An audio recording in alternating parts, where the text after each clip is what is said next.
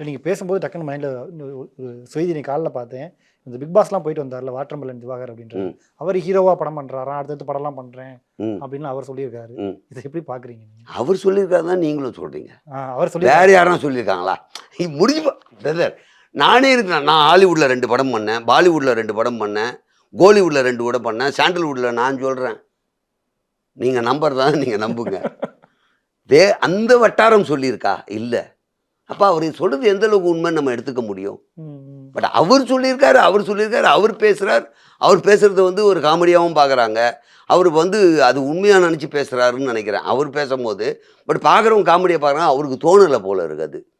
நம்ம கரெக்டாக தான் பேசுகிறோன்னு அவர் நினச்சிட்டு இருக்காரு. அது மாதிரி அவர் பேசுகிறார். பட் திரைப்படம் அவரை அப்படி தூக்கி வச்சுட்ருக்கான்னு எனக்கு தெரியல. சோஷியல் மீடியா தூக்கி வச்சுட்ருக்கு. ஏன்னா அது சோஷியல் மீடியா வேறு வழி இல்லை. சோஷியல் மீடியாவுக்கு ஏன் வழி இல்லைன்னா கிரியேட்டர் நிறைய பேர் இல்லை, தப்பாக நினச்சிக்காதீங்க. கிரியேட்டர் இல்லை, நேராக தேட்டர் வாசலில் போயிட வேண்டியது. படம் எப்படிங்க இருக்குது கேட்க வேண்டியது. இதுக்கு எந்த க்ரியேட்டிவிட்டி தேவையில்லை. வந்தால் எடுத்து வீடியோ போட்டால் முடிஞ்சு போச்சு. அப்போ இன்னொரு க்ரியேட்டிவிட்டியாக என்ன வேணும்? ஸ்கிரிப்ட் வேணும். ஏதோ ஒரு ஸ்கிரிப்டு. சமையல்னால் சமைக்க தெரிஞ்சவனை கூப்பிடணும், ஸ்டவ்வு வேணும், எல்லா பொருளும் வாங்கி கொடுக்கணும். அது யூடியூப்பில் போட்டால் என்ன இன்கம் வரும் கூட தெரியாது, இவ்வளோ செலவு பண்ண முடியாது. அப்போ என்ன பண்ணலாம்?